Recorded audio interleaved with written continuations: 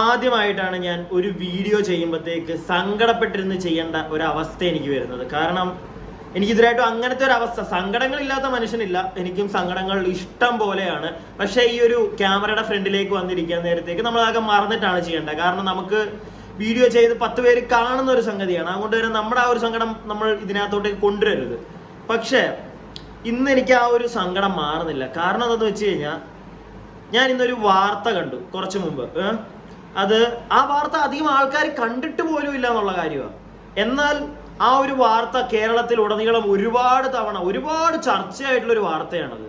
ഒരു 3 മാസം മുമ്പ് നമ്മുടെ പൂക്കോട് വെറ്റിനറി കോളേജിലെ സിദ്ധാർത്ഥൻ എന്ന് പറയുന്ന ഒരു കുട്ടി മരിച്ചു. ആ പയ്യൻ മരിച്ചപ്പോഴത്തേക്ക് കൊലപാതകമായിരുന്നു. അതിന്റെ പേരിൽ 19 പേരെ ഇവിടെ കോടതി ശിക്ഷിക്കുകയും ചെയ്തു.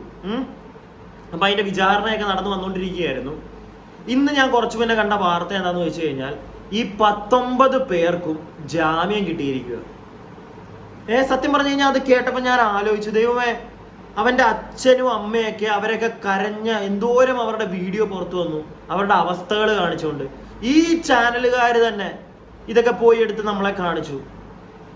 എന്നിട്ടും ഇത്രയും അവനെ അത്ര ബ്രൂട്ടലായിട്ട് കൊന്നു, അതിന്റെ തെളിവുകൾ കിട്ടി. എന്നിട്ട് അവന്മാരെ എല്ലാവരെയും പിടിച്ച് അകത്താക്കി. എന്നിട്ട് 3 മാസം കഴിയുന്നേ ഉള്ളൂ, അപ്പത്തേക്ക് അവന്മാരെല്ലാം പുറത്ത് ജാമ്യത്തിലിറങ്ങി. ഒരുപാട് ഉപാധികളൊക്കെ ഉണ്ട് അവന്മാരുടെ ജാമ്യത്തിൽ. പക്ഷെ എന്തായാലും എനിക്ക് സത്യം പറഞ്ഞാൽ ഉണ്ടല്ലോ, നാളെ എനിക്കോ ഈ കണ്ടോണ്ടിരിക്കുന്ന നിങ്ങൾക്കോ ഒക്കെ സംഭവിച്ചാലും, ഇങ്ങനെ എന്തെങ്കിലുമൊക്കെ സംഭവിച്ചാലും, ഇതിപ്പോ ഞാനൊരു കാര്യം പറയാം. എൻ്റെ ഈ ഒരു വീഡിയോ കാണുന്നത് കൂടുതൽ എനിക്കറിയാം, നമുക്കറിയാൻ പറ്റും. എനിക്ക് കൂടുതൽ എൻ്റെ ഈ ഒരു വീഡിയോകൾ കാണുന്നത് ഇച്ചിരി ഒരു 30-35 വയസ്സിന് മേലുള്ള ആളുകളാണ്. അതിനെ താഴത്തേക്കുള്ളത് വളരെ കുറവാണ് എൻ്റെ വീഡിയോ കാണുന്നത്. ഞാൻ ആരെയും നിർബന്ധിക്കുന്നൊന്നുമില്ല എൻ്റെ വീഡിയോ കാണാനായിട്ട്. പക്ഷെ കാണുന്നത് കൂടുതലും ഈ 30-35 വയസ്സിന് മേളിലോട്ടുള്ള ആൾക്കാരാണ്. ഇതിന്റെ താഴെയുള്ള കുട്ടികൾ എൻ്റെ വീഡിയോ കാണണമെന്നൊന്നുമല്ല ഞാൻ പറയുന്നത്, പക്ഷെ അവരറിയണ്ടേ ഇങ്ങനത്തെ കാര്യങ്ങൾ. അവർ നാളെ ഒരു കോളേജിൽ പഠിക്കാൻ പോകുമ്പോഴും അവരെന്തെങ്കിലും ഒരു കാര്യത്തിൽ റിയാക്ട് ചെയ്താൽ ഇങ്ങനെയൊക്കെ ആയിരിക്കും അവർക്ക് സംഭവിക്കാൻ പോകുന്നത്. സോ അവരിതൊന്നും അറിയണ്ടേ? എനിക്ക് അറിയാൻ പാടില്ലാണ്ട് ചോദിക്കുക. ഇത് എൻ്റെ ഒരു എൻ്റെ ചാനലാണ്, എൻ്റെ ഒരു പേഴ്സണൽ സ്പേസ് ആണ്, എൻ്റെ അഭിപ്രായങ്ങളാണ് ഞാൻ വന്നിരുന്ന് പറയുന്നത് എന്ന് വെച്ചിട്ട് ഈ മുഖം കാണിക്കാതെ റിയാക്ട് ചെയ്യണമെന്ന് ആഗ്രഹിക്കുന്ന ഒരുപാട് ആളുകളുണ്ട്. അവരുടെ വോയിസും പുറത്തറിയണമെന്ന് ആഗ്രഹിക്കുന്ന ഒരുപാട് ആളുകളുണ്ട്. ഒരുപാട് ആളുകൾക്ക് പല കാര്യത്തിൽ അവരുടെ അഭിപ്രായങ്ങൾ പറയാൻ കാണും. അങ്ങനെയുള്ള എല്ലാവരോടുമായിട്ട് ഞാൻ പറയുകയാണ്, ദൈവത്തെ ഓർത്ത് നിങ്ങളുടെ അഭിപ്രായങ്ങൾ ഇതിനകത്ത് കമൻ്റായിട്ട് നിങ്ങൾ ഇടണം. കാരണം എനിക്കറിയണം, നിങ്ങൾ നോക്കിയാൽ അറിയാം, അത്യാവശ്യം വരുന്ന എല്ലാ കമൻറ്റും ഞാൻ റിപ്ലൈ കൊടുക്കും. കാരണം ആരെന്ത് പറഞ്ഞാലും ഞാൻ അതിനകത്ത് നല്ല കാര്യങ്ങൾ അതിനകത്ത് ഉണ്ടെങ്കിൽ ഞാനത് ഏറ്റെടുക്കാൻ ശ്രമിക്കും. കാരണം എനിക്കറിയണം, ഒരു സൈഡ് മാത്രം ഞാനിപ്പോൾ പറയുന്ന ഒരു സൈഡ് ഞാൻ കണ്ട എൻ്റെ ഒരു പെർസ്പെക്റ്റീവാണ്. അത് മാത്രമല്ല, അതിനൊരു ഓപ്പോസിറ്റ് സൈഡ് ഉണ്ടെങ്കിൽ അത് അറിയണം.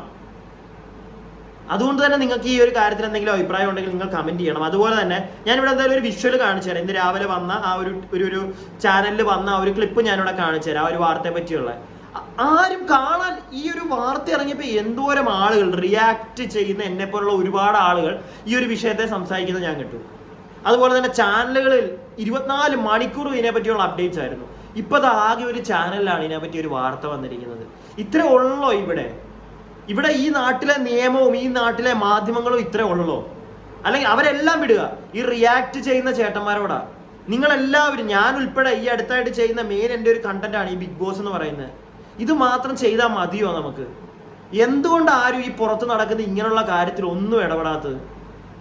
എനിക്കതൊക്കെ ആലോചിച്ചപ്പോൾ സത്യം പറഞ്ഞുകൊണ്ടല്ലോ എൻ്റെ ഒരു മൂഡ് തന്നെ പോയി രാവിലെ. ഇപ്പൊ ഞാൻ ഈ വീഡിയോ ചെയ്താലും എനിക്കറിയാം പകുതി പേരും ഈ വീഡിയോ കാണത്തില്ല. ഇത് തംബ്നെയിൽ കാണുമ്പോൾ തന്നെ എല്ലാവരും ഓടിച്ചു കളയും. എനിക്കറിയാം, ആർക്കും താല്പര്യമില്ല കാണാൻ. അതാണ്, അറിയണ്ട എന്താണ് നടക്കുന്നത് എന്നുള്ളത്.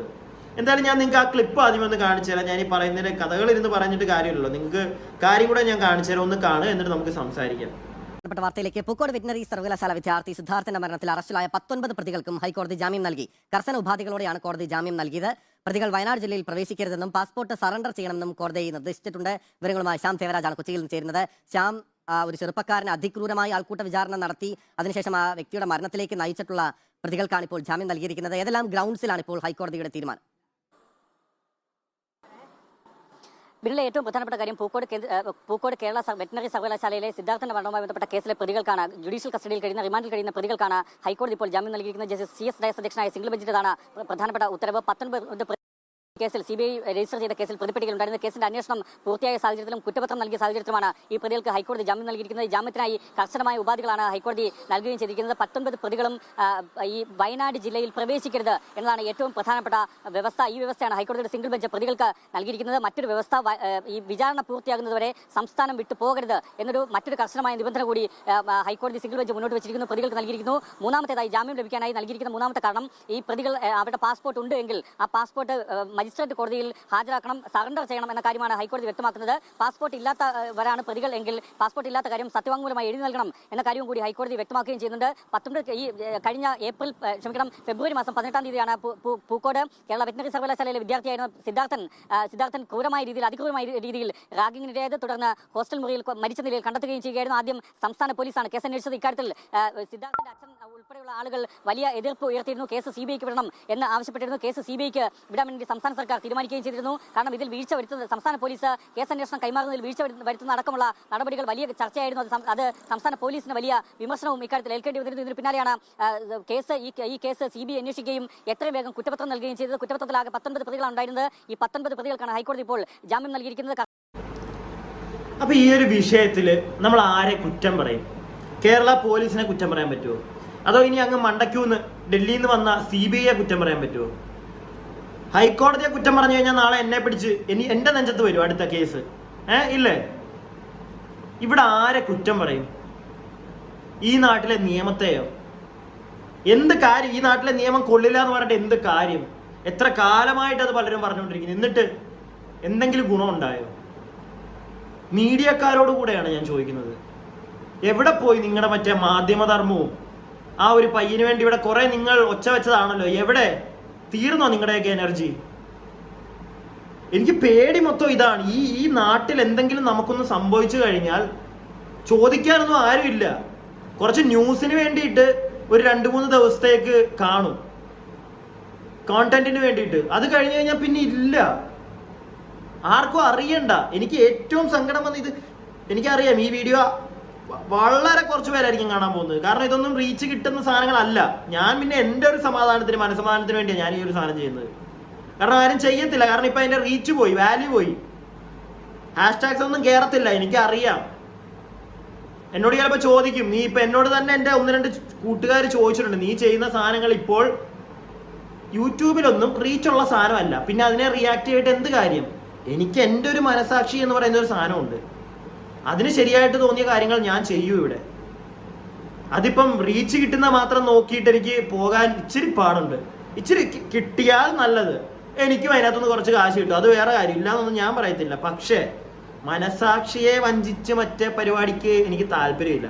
ഞാൻ അതുകൊണ്ട് ഇത് ചെയ്യും. അതുപോലെ തന്നെ എനിക്ക് പറയാനുള്ളത്, സോഷ്യൽ മീഡിയ ഇതിനെപ്പറ്റി ഒന്ന് സംസാരിക്കണം, മാധ്യമങ്ങൾ ഇതിനെപ്പറ്റി സംസാരിക്കണം, ചോദ്യം ചെയ്യണം. ഇവിടെ നിന്ന് ഞാൻ മാത്രമേ ചോദ്യം ചെയ്തിട്ട് എന്തെങ്കിലും ഗുണമുണ്ടോ എന്ന് എനിക്കറിയത്തില്ല. നിങ്ങളും കൂടെ ചോദിക്കണം, എന്താണ് ഈ നാട്ടിലെ ഹൈക്കോടതി കാണിക്കുന്നത് എന്നത്. ഇവിടെ ഇപ്പൊ ആരെ വേണമെങ്കിലും നമുക്ക് കൊല്ലാം, 3 മാസത്തിനുള്ളിൽ ജാമ്യത്തിറങ്ങി നടക്കാം. എന്നിട്ട് മറ്റു ഉപാധികളാണ് അവന്മാർക്ക്. അവന്മാരെന്തിനാ വയനാട്ടിൽ കയറുന്നത്? അവർക്ക് വയനാട്ടിൽ കയറേണ്ട കാര്യമില്ല, അവന്മാർ വേറെ സ്ഥലത്ത് പോയി കറങ്ങും. അവന്മാർ 3 ചിലപ്പോൾ കയറും കറങ്ങാൻ.